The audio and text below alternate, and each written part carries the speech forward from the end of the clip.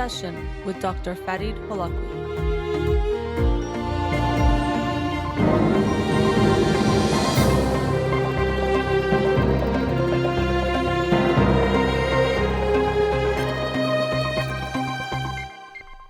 Good evening. Welcome to In Session. I'm your host, Dr. Farid Holakouee, and I'll be with you for the next hour here on Radio Hamra.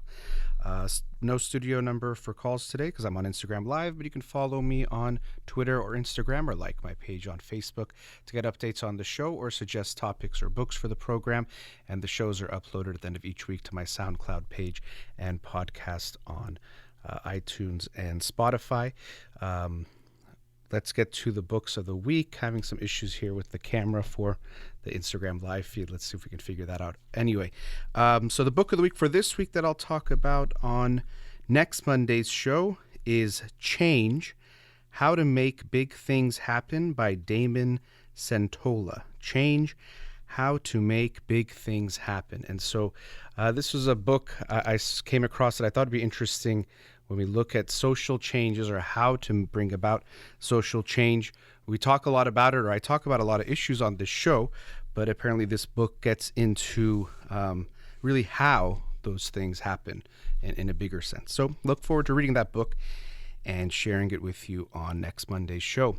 The book of the week from last week that I'll be talking about tonight is The Hidden Spring by Mark Solms. The Hidden Spring, A Journey to the Source of Consciousness. And this book was so fascinating. I can't state that highly enough how interesting and intriguing this book was as far as for me to read it, but is, and I highly recommend you read it yourself.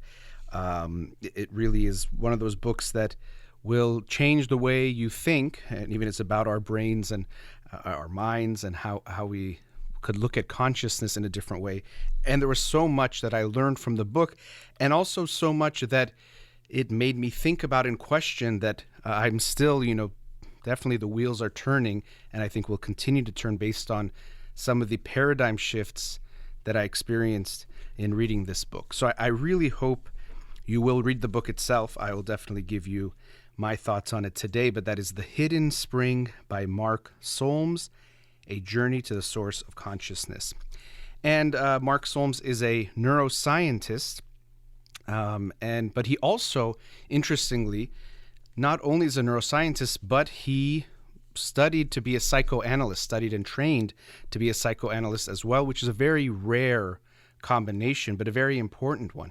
And he does share a bit about that in the book, a fair amount, about what really led to his education in different ways, or some factors involved in that. He shares the very personal yet heartbreaking story of his own family experience, that his brother, when he was, I think, around 2 or 3, and his brother was 6 years old or so, I think, if I'm getting the ages right, but sadly, they were playing, and his brother, he was already, I think, in the water, Mark Solms himself. His brother fell off of a 3-story building, I believe it was, hit his head, and unfortunately had a brain injury, and so he had to go through lots of treatment. He survived. Thankfully, he did not die. Many people could from this type of brain injury he experienced. But what Mark Solms describes, Dr. Solms, is that when his brother came back, he was the same body, he was the same person, well, in a way, the same person, but it was not the same Lee, which is his brother's name. He was he wasn't the same person he used to be before. They would play, for example, and the way he describes that they would play, he, for example, could not do the abstract play. So they would play this game where they would dig holes, but it was like they were digging for diamonds, which was actually the type of work his father was involved with. But he said now when they would play that same game for his brother, his older brother, it was just digging holes. There was no abstraction or meaning to it. And so this had a big effect on a young Mark Solms, seeing that something happened. This brain injury somehow changed what his brother was like in some way that can be hard to explain. And this really, in a way, gets to what we're talking about, is this experience that people have. And when people talk about consciousness, sometimes we talk about it's this sense of anything is conscious if there is something it is like to be that thing. or person or being. It's like, for example, there's something it is like to be a frog or a fox or a human being. In this case, I think it's interesting because there was something it was like to be in relation to his brother, and now that changed, or he experienced his brother in a different way. So he thinks that partially, I think, was a driving force in him wanting to study neuroscience.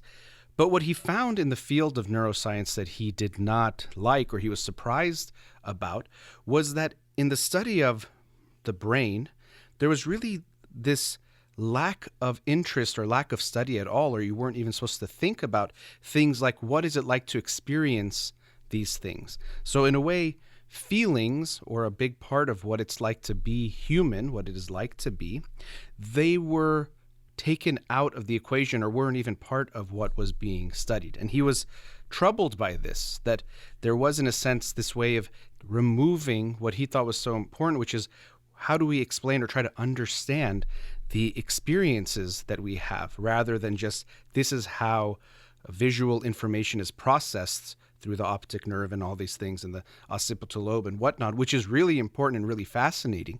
But questions about actual human experience were not even allowed to be asked. And he was told essentially that these are bad questions for your career to be thinking about. You should be focusing on these other things.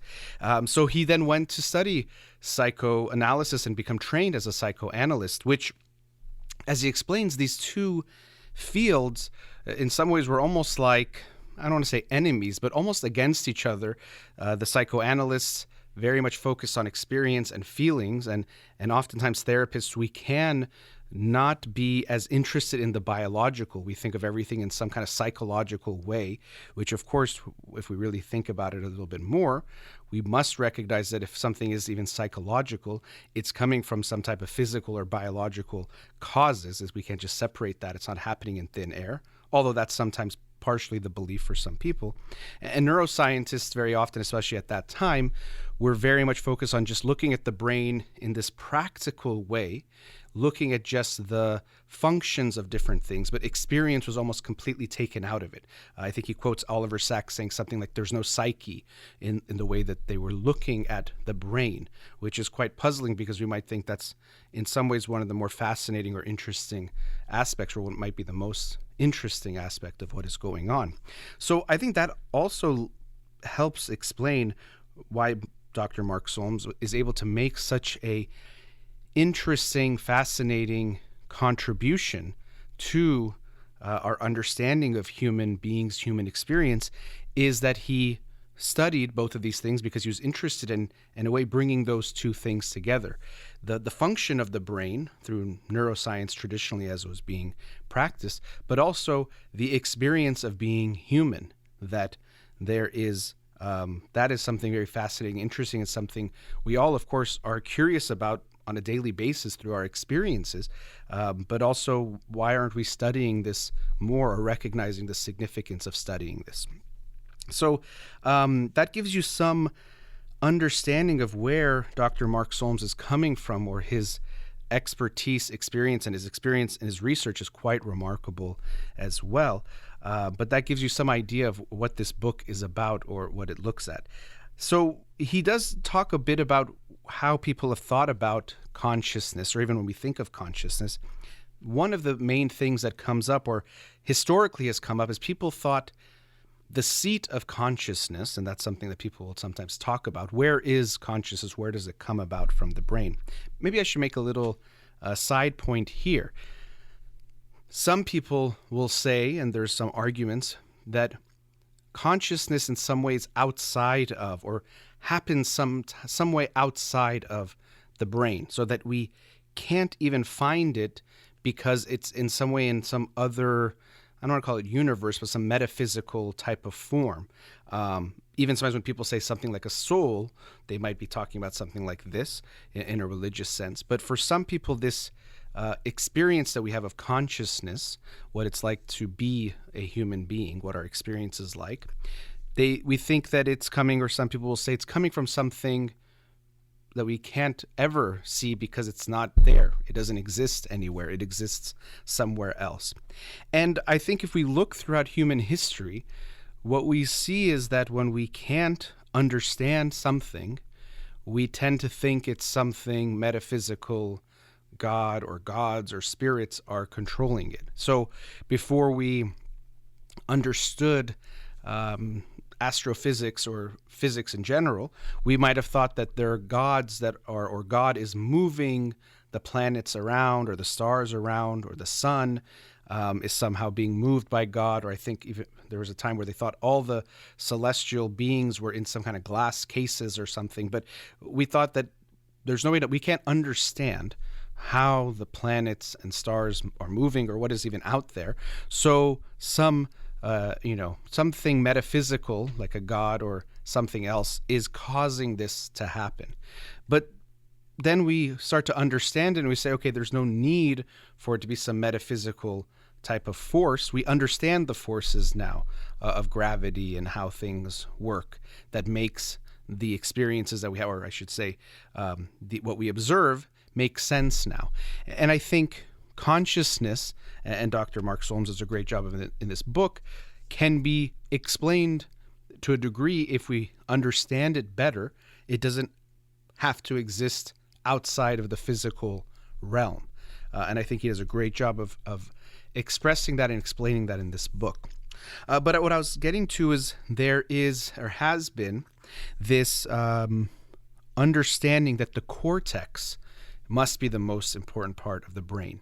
It's the biggest part of the brain, and it's something that differentiates, or we like to think makes us different than other animals, because our cortex is bigger even by proportion than other animals. Although I looked it up today, and the difference is not that significant between the human cortex in proportion to our brain size, and some other animals. It's not necessarily so different, but nonetheless, because I think partially this mindset we can have of human exceptionalism, that we are not like other animals, we are way above them and outside of. Again, it's another way of this, not seeing it as part of the natural order.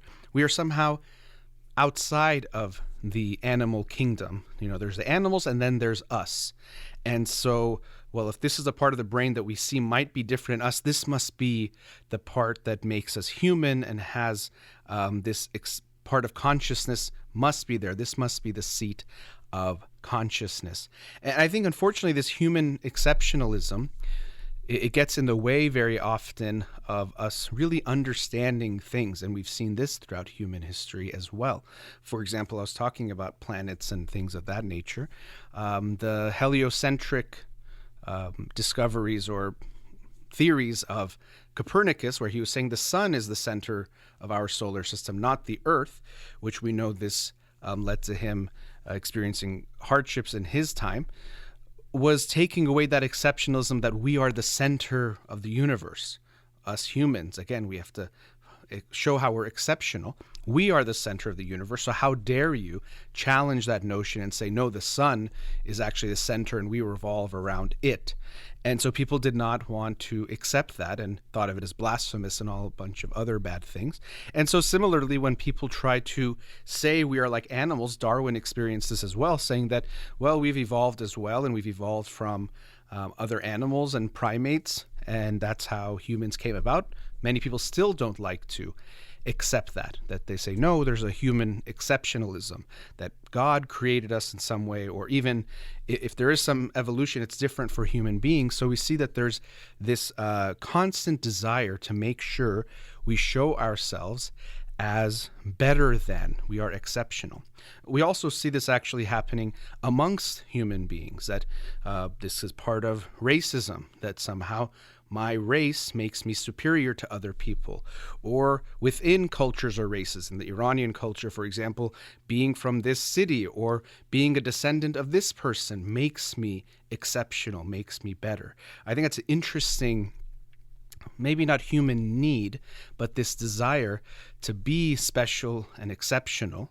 It could be that if we lack that, we don't like that feeling, which can make sense. And even if we're not exceptional, we might be afraid of the resources we get. There might be some survival benefit to it, to see ourselves as somehow better than others, but unfortunately it's not steeped in reality, and it leads to much bigger problems overall, especially on a societal level.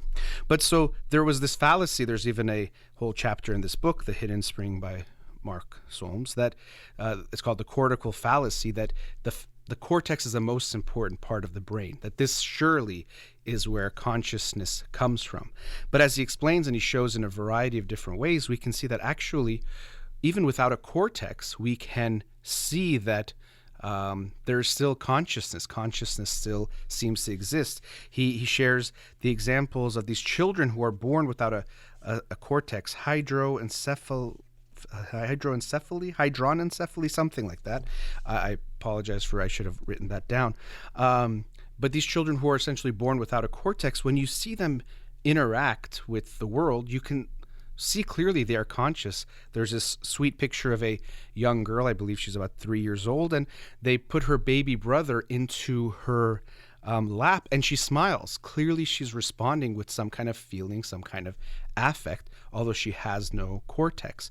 So through that and other examples, Dr. Solms shows, and he says this is not really something that's even controversial, but that the cortex, the outer part of the brain, is not necessary for consciousness, and even without it we can have consciousness.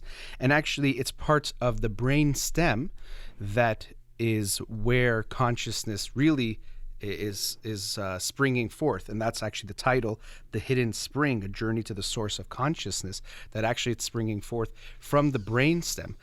And I'll continue on this after the break, but again, a very fascinating book, The Hidden Spring by Mark Solms. I'll continue discussion after the break. We'll be right back. Welcome back.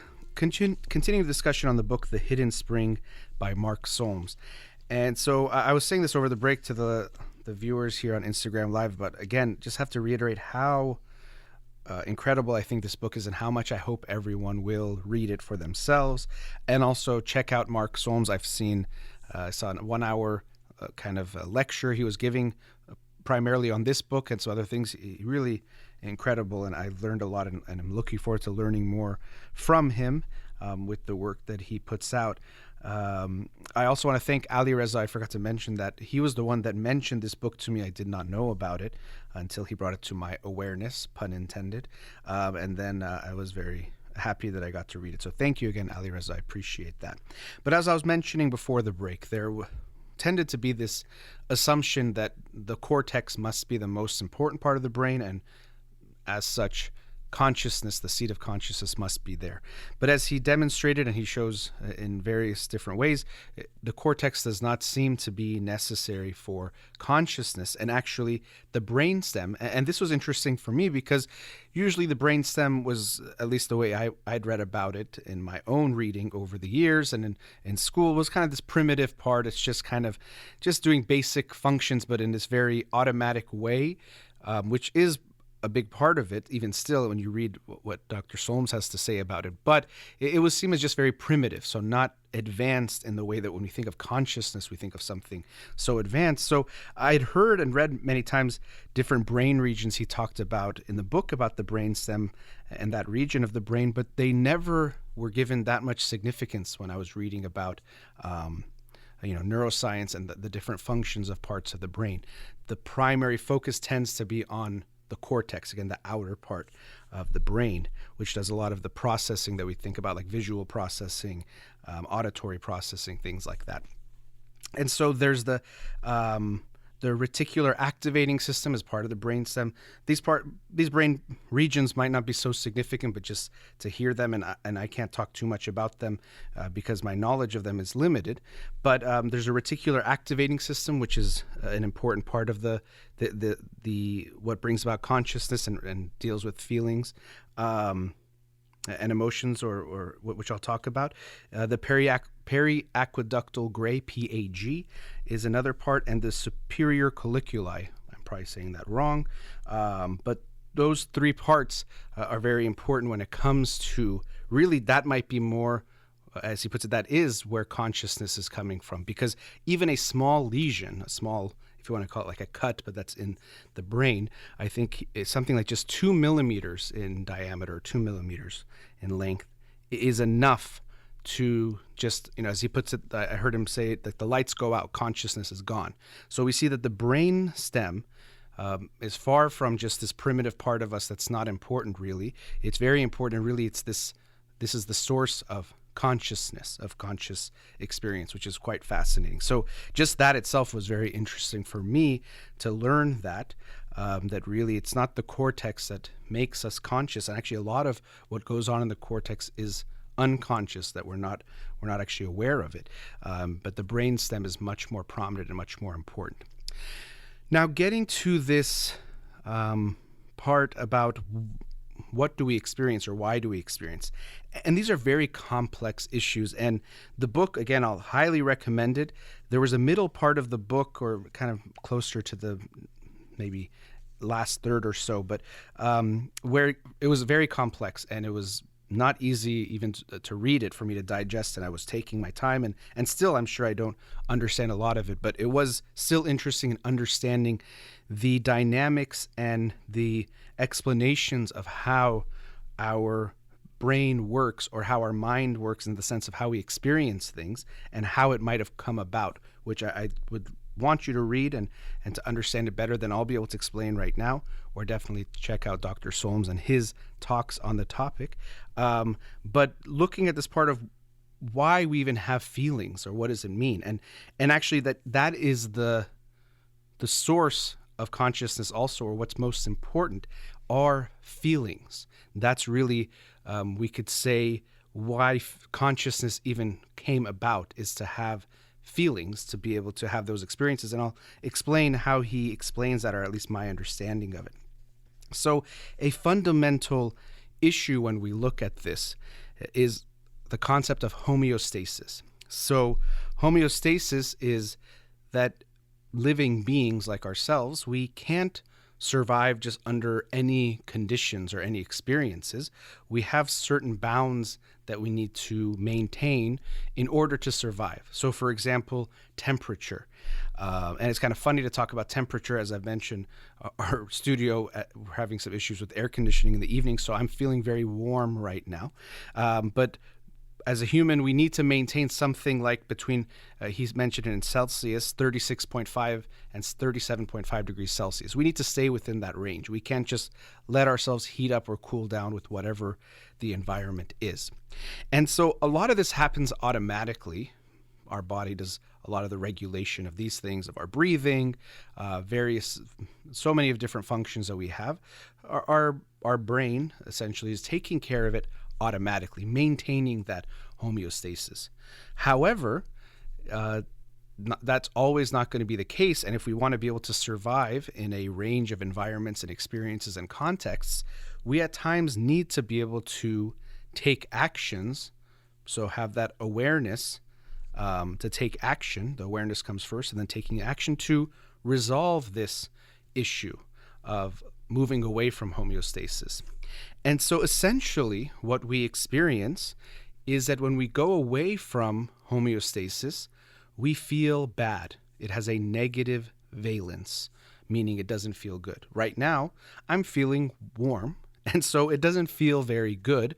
And this is interesting because it also gets into other aspects of how we deal with these different feelings that come up. Although I feel very warm, and my desire is actually to leave this room to resolve that homeostatic imbalance, I'm choosing to stay here. I'm overriding that to a degree because I need to continue the show. And so what the feeling is telling me is this doesn't feel good, and it's going away from that. So we need to go back. We need to do work, put in effort to resolve that homeostasis, to allow me in this sense to survive and to do well. And so that's why the feeling is there. So again, the real core reason for the feeling is to try to maintain homeostasis. And the feelings do a great job of this. And actually, let me explain also the other aspect of feeling. So that's one part that's good, right? If I'm moving away from homeostasis, how I can survive, something telling me, alerting me essentially, that this is not good, do something about it, that's very helpful. and very important for survival. The other aspect that the feelings need to have, when I say feelings, is what I feel. Essentially, we can say in my body, but it's happening in the brain. Is it needs to have a qualitative factor to it. So, for example, it can't just be enough to say you don't feel good, do something about it. I need to be able to differentiate between I am hot, I need to cool down, versus I am thirsty, I need to have a drink of water, versus I'm hungry, I need to eat something, or whatever the other needs are. So there has to be a qualitative feeling too, or qualitative way of differentiating between the feelings to know what is going on and then to be able to act on that. Not only that, to really function, we need to be able to create hierarchies, because you can have multiple needs at the same time, which might be of different degrees, different importance, and then acting on them depends on the context as well. So, for example, if I was thirsty, but I also couldn't breathe, I wouldn't think, well, let me see if I can find some water. I would be trying to find some breath. Let's say if I'm in a room that's on fire, or you're in a building that's on fire, actually probably that would happen. You get hot, you get thirsty, but the breath is the most important thing. And so rather than looking for water, I would be trying to find a way out of the room, the places that were filled up with the smoke, to find some air. And so I would be looking for that first. So he also describes how there's essentially a decision-making that goes on in this brainstem region between three different parts of the brain that has to prioritize actions as well, or prioritize the needs that are coming experienced as feelings. Now, what's also great about feelings, how they function, is the feelings themselves can also guide the action, but also give you feedback as to how well you're doing when it comes to the behaviors you're doing to take care of the needs. So, for example, you're thirsty, you start drinking water. And if you drink water, that feeling of thirst becomes less. It's telling you you're doing a good thing, and you drink enough till that feeling goes away, and now you feel okay and you feel good. There's a sense of relief, and that's enjoyable. But let's say I was hot like I am right now, and if I didn't know, now usually we just guide our action, it knows what to do intuitively, so to speak, but if I started to put more clothes on, I put on a hat and put on a sweater, I would get more hot. That feeling that isn't good, that bad feeling, would become stronger, would become worse. And so that would be telling me I'm going in the wrong way. And so I would have to do other behaviors. Again, a lot of times intuitively we know what to do, but even if we don't, we get feedback on how the feeling is being resolved or not, that negative feeling that comes from going away from that homeostasis. And so it's telling us when we're doing the right thing. And so when we even think of what it's like to experience these things, we see that it's more of a feeling state rather than a thinking state, because I said, 36.5 degrees to 37.5 degrees Celsius is the body temperature we human beings need to maintain. And it's not just because I don't know Celsius very well, but even still, that knowledge of the declarative knowledge of that temperature range is not what guides me. It's the feeling. I don't have a thermometer on me exactly. Well, I guess we kind of do, but not a one that's telling me the numbers that tells me what to do. I go based on the feeling. So I get cooler and I'm saying, okay, I feel good. And now I feel good again. I can't tell you my temperature. I probably can guess it's within a range that's healthy, and with the knowledge I have tell you. But we can see that it's a feeling rather than some kind of information knowledge that's guiding what we're doing. And so the book, again, there's so much more, as you can imagine. It's such a complex topic that he gets into so many important and interesting things. I was just fascinated and really just my mind was blown, again, pun intended, because we're talking about the brain and the mind and all that. But it was really a very fascinating read, and I hope you will read it. And it's interesting because we often think of humans, and again, this is another part of this maybe exceptionalism, that it's about thinking and what we think so well, and that makes us human. But really what we see, that what makes us alive, or what really keeps us alive, or this core of our consciousness, is actually our feelings, what we feel. And as he puts it, really, there's no such thing as an unfelt feeling, because if it's for it to be a feeling, it must be felt. And I heard him talking somewhere about how there isn't exact agreement about some of these words, feelings, emotions, affect, but it's important for us to describe what we're talking about to make sure we're not talking about different things when we use those words. But, feeling is really the core of our experience, and everything essentially comes down to that feeling state, how we feel. And maybe in the next segment, I'll elaborate on this a little bit more, because I think it's interesting the ways we tend to think about feelings as being kind of inferior and thoughts are more important, or he or she was being emotional, it's important to just be rational, when really everything we're doing is to affect our feeling states at the end of the day. That's the most important thing about our experience.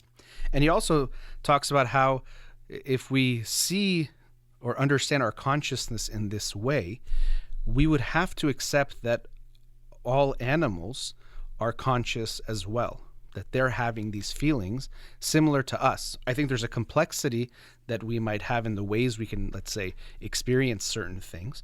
But other animals, all the beings that we interact with, they are also conscious as well, and they have feelings, which also can impact how we think about how we treat them, from things like factory farming to even experimenting on animals and thinking, well, they don't feel something, they don't experience something, when very clearly, if we understand consciousness the way he explains it very well in this book, it would be virtually impossible to accept that type of notion that these beings are not conscious just because we can't understand them. Actually, when you look at a baby is not really able to express in any kind of language what it's feeling, but we care a lot about how a baby is feeling, even more than probably anyone else, and I think rightfully so.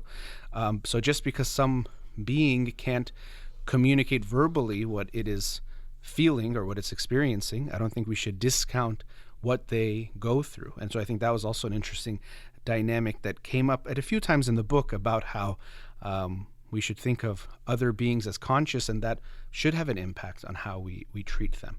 And again, coming back to this point that feelings, emotions, again, depends on how you want to use those words, but our feelings are really what life is all about, is these series of feelings that we have. And in essence, I think that should make us think about how are we making others feel. And I don't mean by just saying nice things to them, which can be important, but in taking care of one another, that really that's what life should be all about, is if we can do things to make people feel better, maybe that's part of the meaning of life, or what gives life meaning, if that's what consciousness is all about. So again, a very, very fascinating book. I hope you will check it out. That was The Hidden Spring, A Journey to the Source of Consciousness by Mark Solms. Let's go to our last commercial break. We'll be right back.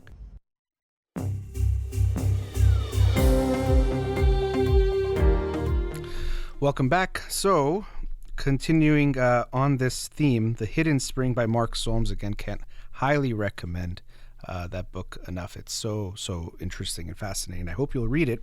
But I did want to continue on some of the themes, this concept that feelings are at the center of consciousness, what really gives rise to consciousness in the brainstem. Again, that's something that was eye-opening for me, the significance of the brainstem. But I wanted to talk a bit about feelings in a few ways. One is the ways it's interesting how people minimize feelings. Even, I think whether it's a book or this, you see it a lot, even people post, I can't say the word that starts with F, the bad word, but it says like F your feelings, or like feelings don't matter. And so I will say this, that we have to be careful with our feelings too. My argument here is not to say whatever you feel, just do it instantly. That doesn't make sense, and that won't even make you feel good in the long term. So it's not that our feelings should be everything and the only thing. And so if you're angry, you can do whatever you want. And if you're sad, you can do whatever you want. And if you feel this, absolutely not. But I do think there's a tendency to minimize the importance of feelings, or to see feelings as lower or more base, and, logic as more important, and that feelings shouldn't matter. And as I mentioned at the end of last segment, it's really that feelings are essentially all that matters, is the feelings that we're having. It doesn't mean, again, that we just impulsively act on any feeling, but that's what we're striving towards. And so for me, it's even funny. Sometimes people say, I don't care about, feelings. I'm only logical and rational. I think it's pretty funny because it doesn't make sense at all. But people sometimes will say things like, no, I don't care about these things. It's about making money, let's say. But really, if you look at it, why do people want to make money? Well, one, there's maybe a sense of security. It gives them a feeling. And then also because they think it'll make them feel good to make a lot of money. It always is going to come back to feelings. So it's strange to me when people think that they do things and has nothing to do with feelings. It always does. And we're always feeling something. We always have feelings. That's another misconception. People might say, I don't have feelings, or I'm not that emotional. We're always feeling. That's how you stay alive, as this book helps explain, is the feelings you're having help guide you in what you're doing, whether you're aware of them. I guess if they're feelings, you have to feel them. But whether you're giving them the significance that they have or not.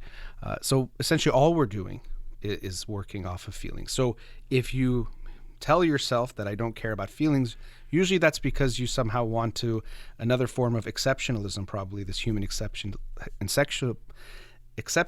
to think we're better than others. Some people are emotional. I'm just rational and logical because I'm better than them. And that's, again, it's funny because it feels good to think of themselves that way. It's kind of ironic, but that's why they're doing that, as it feels good. It kind of reminds me of people say, I don't care what anyone thinks, but they say it with so much anger that clearly they care, or they even care to be seen as someone who doesn't care about what people think, which means they're caring what you think about them then. It's actually really funny. You'll hear that a lot. It's like, you know what? I don't care what anyone thinks. I don't care what anyone thinks about me, whatever I do. And they're saying it in such a way, and they're maybe even putting it on social media.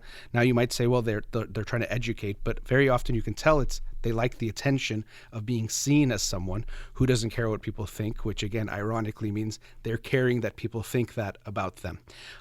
So really, we have to be aware that feelings are almost always driving what we're doing, or really are driving what we're doing all the time. We want to be more aware of in what ways.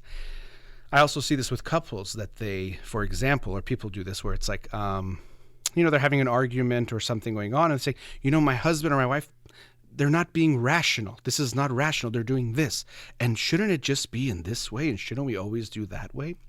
Well, yes, there might be better ways of doing certain things, but usually when people say this is the logical way to do something, what they're really saying is this is what I like more, or this is what I prefer. So it's not rational to talk before blah, blah, blah. It's not rational to do this. Really what they mean is this doesn't feel good to me, which that's enough. Unfortunately, what people sometimes feel is that our feelings are not enough, or they don't matter. So again, the way we make feelings small is that, well, you're upset. That doesn't mean anything. It has to be the right thing to do. And even people sometimes come to therapy, and I'll work with couples, and they'll say, isn't what he's doing or what she's doing wrong? Or aren't they crazy or sick? Or tell them so they stop. When really that's usually not the case. What it is that you don't like it. And that's very important, and very important for your partner to know.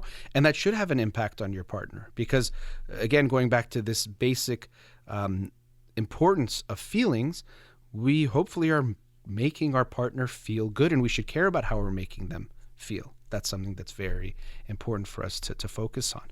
So we need to be aware that feelings are really at the core of everything that is going on. Really, it's about how we're feeling. Again, that doesn't mean we just act on pure feeling, that we don't have to think about anything or be involved in the process. Absolutely we do. But I think it's important to remember that we're all feeling beings. We're all beings that feel, and it's guiding us all the time, and it's what's important to all of us. And we're trying to fool ourselves at times because we see it maybe as weak or lower, to tell ourselves I'm only rational or logical, or I only make decisions based on logical things, when that's not the case. Emotions are driving the show much more than people tend to think.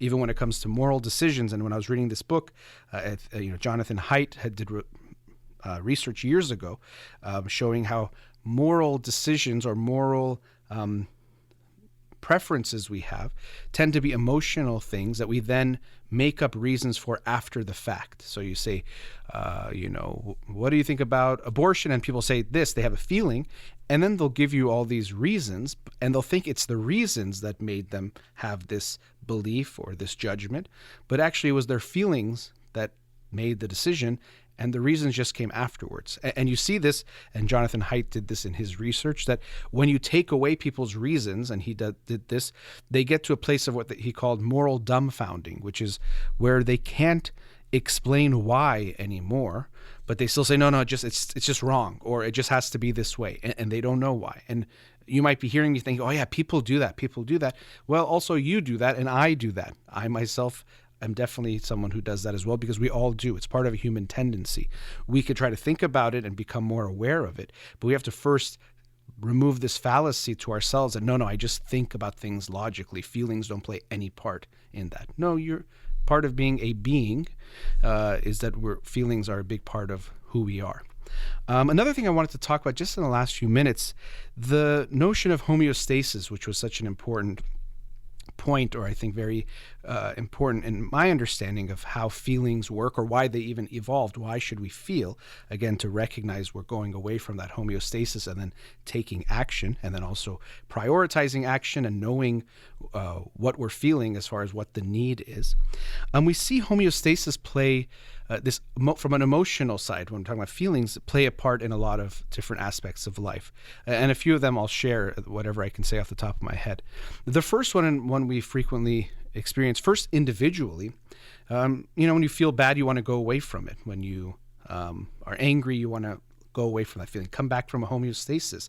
And that's telling us something, right? That feeling, unfortunately, this can oftentimes, because we want to go away from it, let's say so fast, or we find it so intolerable, we'll do unhealthy things like, let's say, taking drugs or other types of behaviors to get away from that feeling. So we can also see this drive towards getting back to okay, pushing us in some ways. And this is why, as I was saying, it's not just, you feel something, do whatever you want about it.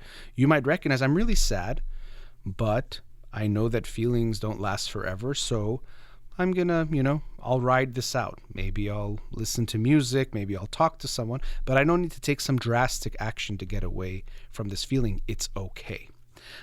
So that's one way, but also in how we interact with others. You even might recognize this. Someone comes to you crying, and if you really, I think about it, our tendency is, I have to get them to an okay place. Now, obviously, these are complex things. Their crying makes you sad, so is it really for them, or is it really to make your feelings back to a homeostasis? Probably that's what it is. You're trying to get yourself back to homeostasis, and seeing them cry, sets your homeostasis out of whack, and you're trying to get back there. And so that's why someone cries. What's the most common response to someone crying is, stop crying, or you don't need to cry. And this is actually why, as a therapist, it does take some effort to develop this, if you want to call it skill, but this mindset that if your client is crying, don't just try to get them to stop crying, allow for them to express the feeling.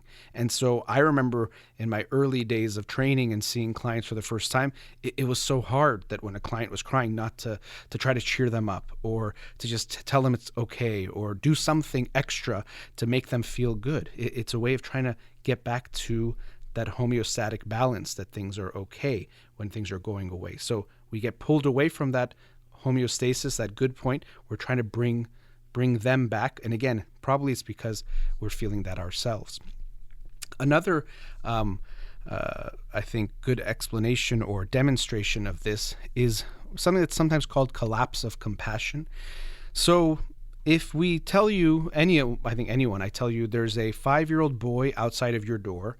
He's cold, he's hungry, and he's right outside your door. I think almost everyone, I hope you'd stop listening to me and go open your door, let the boy in, give him food, make him warm, take care of him immediately. So that's a feeling of compassion that we have through what you can call that empathy again that I was talking about before, in the emotional sense. You feel bad for this boy who is suffering. It makes you feel something.